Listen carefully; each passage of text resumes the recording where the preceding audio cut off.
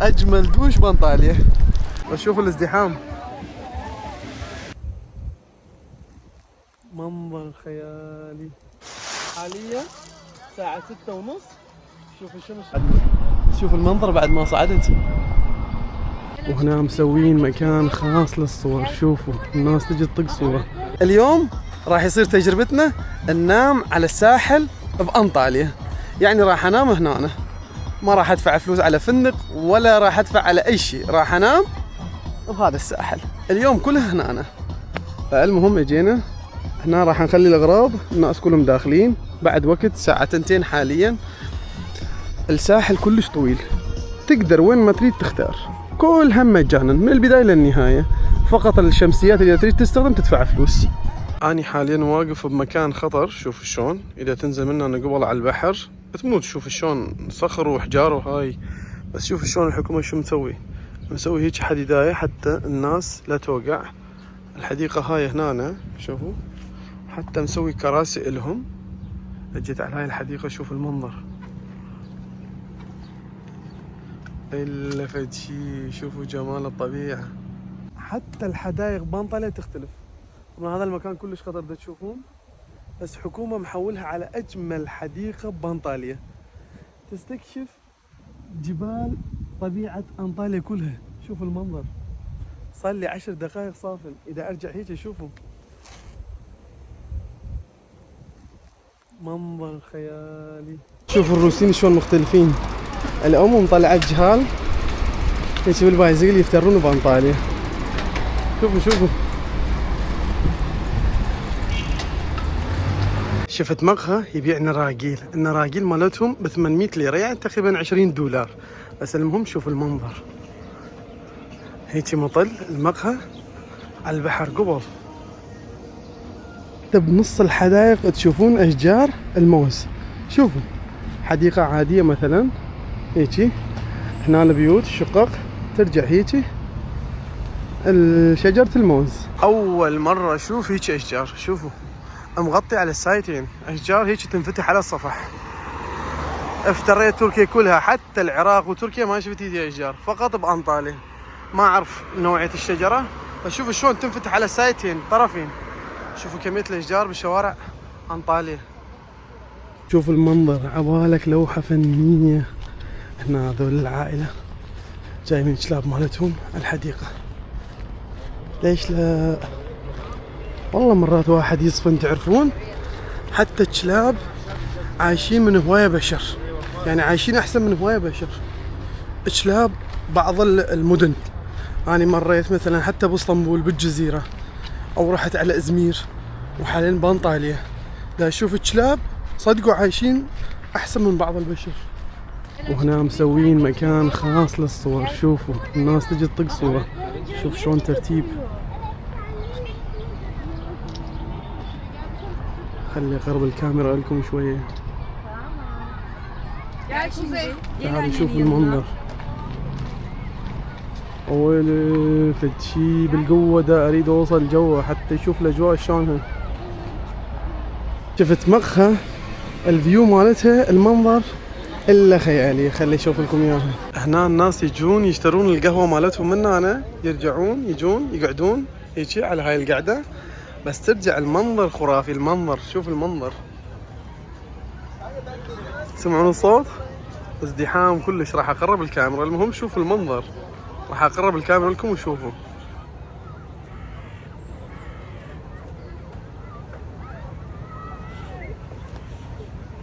خيالية. وهسه راح اروح اسبح هناك وراح اشوف لكم الاجواء. اسعار احد المطاعم اللي صايره مباشره على البحر، يعني تطلع رجليك المطعم هنا، يجيبون الاكل هنا يمك وعلى البحر مباشره، يعني تخلي رجليك على المويه على البحر. بعد ماكو اقرب من هذا المطعم على البحر. شوف الاسعار مثلا هنا يمكم هيك الاسعار. الفطور الصباحي 1050، يعني تقريبا اقل من 30 دولار، 28 دولار. عندك البيتزا 500 ليرة، يعني تقريبا 13 دولار. عندك الدجاج ب 14 دولار. هيجي تقدر توقف فيديو. خلي اقرب.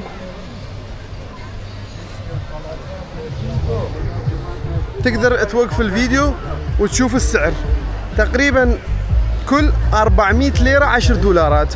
كل 400 ليرة 15,000 تقريبا دينار عراقي. فأنتم هم تقدرون تحسبون بعد كل 4000 ليرة هم 100 دولار. شوفوا شلون يهتمون الحدائق هنا، شوفوا الجمال حلوة. هاي دخولية إحدى السواحل بأنطاليا. شوفوا شلون مهتمين بالنظافة والترتيب الأشجار. والحلو خليني أشوف لكم شغلة، الحكومة شو مسوي؟ إنه هذا مكان وإن هنا عندك إنترنت مجانا بنص الحديقة وتقدر تشحن موبايلك مجانا، وهذا الشيء كلش حلو. اللي مسافر أكيد يعرف قيمة هاي الشغلة. الواي فاي مجانا عندك، وعندك الشاحنة مجانا طول الليل. يعني تجي ساعة واحدة بالليل عندك انترنت وعندك كهرباء. دخول احدى الاماكن مال على الساحل. شلون شي يخبل كلش عجبني. راح نروح اشترينا شوية اغراض راح نروح على الساحل. بس انا اشوف لكم المطاعم المقاهي. هذا الشخص معضل، احنا هم معضلين بس عفنا القاعة. انا صار لي تقريبا يمكن يجوز ما راح تصدقون سنتين عايف القاعة، يعني ما اروح ما دا اتمرن. هسه تقول لي ليش؟ بصراحة انا من الاشخاص اللي يعرفوني اصدقائي اتمرنت سنين. يعني خلي اشرح لكم. شوف العوائل الاتراك حلوة بيهم، تعرفون شنو؟ ما ياكلون بالبيت، الغداء برا على الساحل، يجيبون الاكل، يجون المغرب يجيبون الاكل، يجون كل ما الوقت يجيبون الاكل مالتهم يجون على الساحل. يعشقون ياكلون الاكل مالتهم على الساحل الاتراك، خاصة اهل انطاليا انا شفتهم. فالمهم انا ما اتمرن صار لي سنتين وشوية هيك، اتمرن فقط بالبيت. يعني سويت لي كم جهاز وبالبيت دا اتمرن حسب الوقت. لان قبل اللي يروح على القاعة يخسر وقت، يخسر فلوس، يخسر تعب. واحنا من الاشخاص اللي ما نشارك البطولة، ماكو داعي هيك نتعب نفسنا. اللي يشاركون بطولة حقهم يتعبون نفسهم، بس اللي ما يشارك بطولة أنا رأيي الشخصي لا تسجل على القاعة نهائيا. اتمرن بالبيت وصدقني تطلع لك عضلة ويصير جسمك حلو. اتمرن بالبيت. فهذا كان نصيحة من أخويا غزوان الأصغر مني. أنا بصراحة ما سمعت كلامه، هو قال لي سهيل شنو أنا من كنت مسجل على القاعة، هو هم كان مسجل على القاعة قبل، بس قال لي سهيل ايش بيك مسجل على القاعة وخابص نفسك ما ادري شنو. قلت له شلون؟ قال عوف القاعة اسوي لك سيستم بالبيت شوف شلونها. انا ما صدقت، قلت لا يا معود وين شلون يصير بالبيت. فبعدين انتبهت انه شغلة فاشلة مع القاعة اذا ما تشارك للبطولة. هذا اقول اذا تشارك البطولة يختلف، بس اذا ما تشارك البطولة انصحك ابدا لا تروح القاعة. نصيحة من اخوك سهيل، واي مدرب يقول له غير هيك يكذب. انا رايي الشخصي بالبيت يطلع لك عضلة ويصير جسمك احلى من قبل، بس مو من راح يصير عندك عضلات وقوية وهاي، لا يصير جسمك حلو. فنصيحة اللي ما يشارك بطولة اللي يروح القاعة. طبعا اسعار الشمسيات حاليا تبدي من 300 ليرة، اقل شيء 300 ليرة. شفت يعني تقريبا ايش قد يصير؟ 6 دولارات تقريبا، يصير 6 دولارات الشمسيات هنا. إذا تريد تأجر كلش عادي، إنه تأجر شمسية تقعد، بس أكثر الناس ما يرغبون. شوف أكو ناس يرغبون، أكو ناس لا، جايبين أغراض مالتهم هم يسبحون. شوفوا الكل، احنا جايبين الخيمة، تجيب خيمة مالتك كلش عادي. الشمسية مالتك هوا صار قوي شوية، بس شنو لازم نسبح. هناك اخو دوش تقدر تسبح مي حلو، ويما تواليت يما مكان تبديل الملابس كلها موجود. يعني ما راح تحتاج شيء خاص هنا بالساحل مال انطاليا كونيالتو بيلاجة. شوفوا نظافة المي. جبت الكاميرا على مودكم حتى اصور بالمي هم يا شباب. ويلي المي فتشي. خلي انزل واطلع اشرح لكم شوية كم شغلة.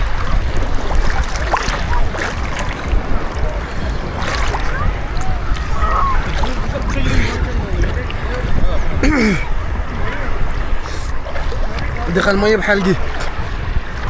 شوفوا هاي تجربة لازم تجربوها وانتو شباب.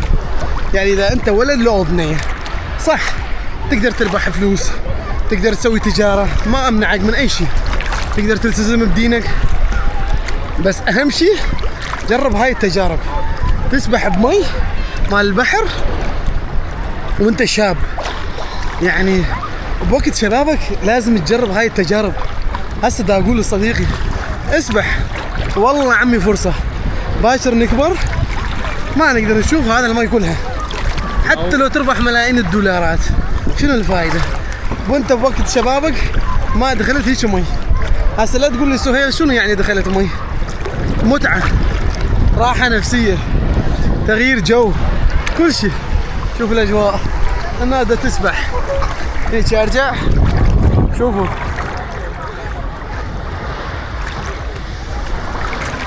اتراك بيهم شغله، خاصه اللي عايشين بانطاليا، يعلمون اطفالهم السباحه كل يوم، او مو كل يوم، كل اسبوع مرتين او 3 مرات يجيبون اطفال للسبح. شوفوا احنا الشباب مالتنا عمره 30 40 سنه ما يعرف يسبح بحياته، ما مر المسبح. عمي ترى ما تجي على انطاليا والله مو مكلف، فقط تطلع فيزا وتذكره طيران. حتى اذا ما عندك تذكره طيران تقدر تجي بالباص، تجي يومين 3 تدخل على هذا الساحل كلها مجانا، المي مالتها تستخدم يومين 3 وتنام هنا، لا تأجر فندق مثلا، نام على الساحل ما بيشي. الصيف يعني ما تحتاج لا بطانية لا دوشك لا مخدة، كل شيء ما تحتاج. المهم اريد اشارك وياكم هاي الاجواء. اجمل دوش بانطاليا، شوفوا شكل الدوش مالتي شلون.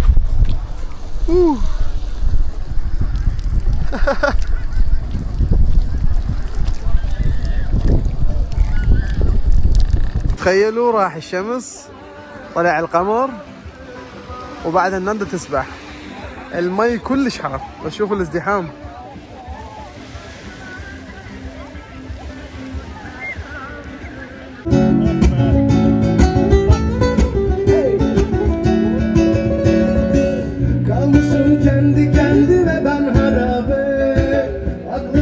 هذا الحج نايم على الساحل، وهناك الجماعة ينتظرون غروب الشمس. شوفوا من الليل، هذا هم ويانا واحنا هم بدنا ننتظر، راح تطلع الشمس من هنا.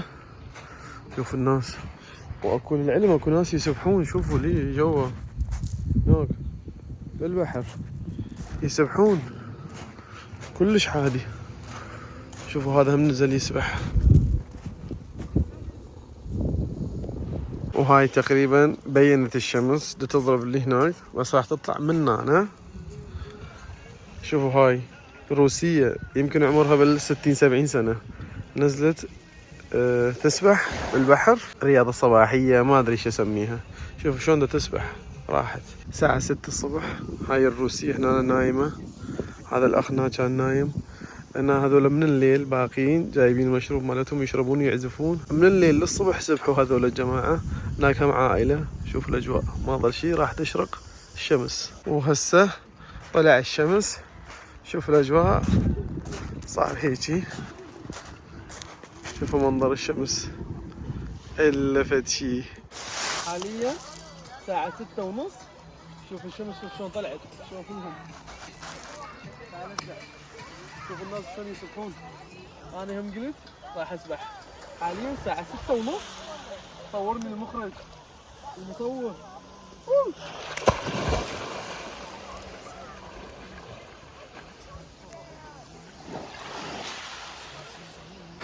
اجواء فول والله، يعني بالقوة دا امسك نفسي لان اريد اوصل المكان. اكو دوش هناك، دوش مي حلو يعني، حتى من نسبح لان المي مالح كلش. بعد ما تخلص تروح تسبح بمي حلو. طبعا اكتشفت شغلة واريد اخبركم بيها. اكثر اللي دا يدخلون حاليا يسبحون هم كبار بالعمر، يعني كبار بالعمر مو 40 50، لا والله 60 70 80. واحدة نزلت قبل شوية والله تعرفت عليها 84 راحت لي جوا بعد. شوف هذول هم، هذول ايش قد كبار بالعمر. شوفوا سر الحياة. قلت لها خالة شنو سر الحياة؟ قالت شغلتين، انه انا انقطع نفسي، انا هم رحت للوسط ورجعت. شغلتين فقط، اولا تسوي رياضة، ثانيا تاكل اكل قليل. قالت لا تراجع دكتور، لا اسوي اي شيء. صح اكو الاقدار، صح مكتوب كل واحد ايش وقت يموت، بس لازم نهتم بهاي الشغلتين. احنا خلصنا وبدنا نطلع، بس بعد الناس شوفوا الازدحام، ما حد يطلع، بعدهم ما يسبحون. هسه اكيد دا تقول سهيل اذا اني اخيم على البحر، يعني اطراف البحر على الساحل، اذا تواليت شلون احلها؟ اكو دوش، اكو كل شيء، مكان تبديل الملابس، بس التواليت شلون؟ بكل مكان اكو هيجي. شوفوا تواليت تابع البلديه، تقدر تجي تستخدمها. النساء للذوي الاحتياجات الخاصه، للرجال تجي هنا تواليت تستخدمها، موجود 24 ساعه. هسه انتبهت على شغله، بس تشوفون هذا المصعد هنا من الساحل على مود تصعد لي فوق على الشارع عام كلش عالي. الكبار بالعمر والصغار المرضى ما يقدرون يصعدون، فمسوي لهم مصعد خاص، تجي تصعد بالمصعد على الشارع عام. فأنا هم جيت اجرب، ما ادري ليش، شفته اكيد بمنظرهم حلو فقلت راح اجربها. دلقا رجال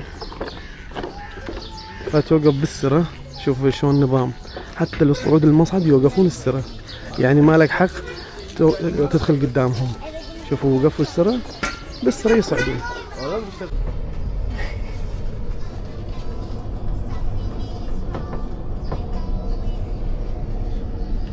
وهاي صعدنا لفوق، شوفوا المنظر من هنا بهذا المصعد. طبعا ذوي الاحتياجات الخاصة او المرضى او الكبار بالعمر اذا ما يقدرون يصعدون عن طريق هذا المصعد من هناك، من يم الساحل على الشارع عام، واحنا هم صعدنا. شوف المنظر بعد ما صعدت، فعلا انطاليا جنة. شوف المنظر، فقط تخيل دا تمشي بنص هاي الحديقة. شوف الاجواء، شوف المنظر يا شباب، والله راحة نفسية. شوف انا قاعد هذا 2 بنات جايبين اكل وياكلون. لشي بانطاليا استخدموا الترامواي او الباص. ليش؟ اسرع من الكل، ما بي ترافيك ورخيص، وما يصير لك اي مشاكل، ومراقب بالكاميرا. شوفوا بعد 7 دقائق راح يجي، راح نروح تقريبا 7-8 مناطق. دفعنا زقيد 26 ليرة، يعني تقريبا زقيد اقل من $1 1000 دينار عراقي تقريبا. فتخيل السعر يا بلاش. هاي اكيد الاشخاص اللي يجي امكانيات المادية مالتهم محدودة يعني، اما اذا انت غني اصرف، لا تباوع على هاي السوالف، اصرف ما عليك. بس حاليا خلوها ببالكم، اي شخص يدور شغلات رخيصة اكو بتركيا، يعني نفس قبل، والله ما بالغ، نفس قبل 5 سنين شلون كانت. بس اما اكو بعض الاماكن ارتفع الاسعار كلش، بس اكو اماكن، يعني اكو اماكن حتى بانطاليا تجي سياحة يوميتك، اقدر اقول لك يومية اكل وشرب تدبر امورك وفندق وكلها تقريبا $50. يعني $50 يكفيك الطلعات، المواصلات، الفندق والاكل والشرب. بس اما مو اكل راقي او فندق راقي، على قد حالك $50 يكفيك باليوم. خلوها هاي النقطة هم مهمة ببالكم.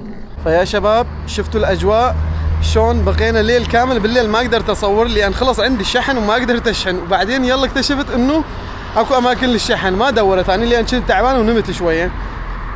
فالمهم حبيت اشوفكم شلون تقدرون تجون تنامون على الساحل وما تدفعون ولا فلس على فندق، وشي كلش حلو. لان شفت هواية ناس تتعرف على الناس اللي نايمين على الساحل، فشي كلش حلو. انا بقيت الكاميرا والتليفون وفلوس وكل شيء والجزدان والمحفظة كل شيء وياي، لا تنباق شي ولا شي. اهل انطاليا كلش ناس مثقفين، ما عاد ما السوالف مال البوق وامان وغيره.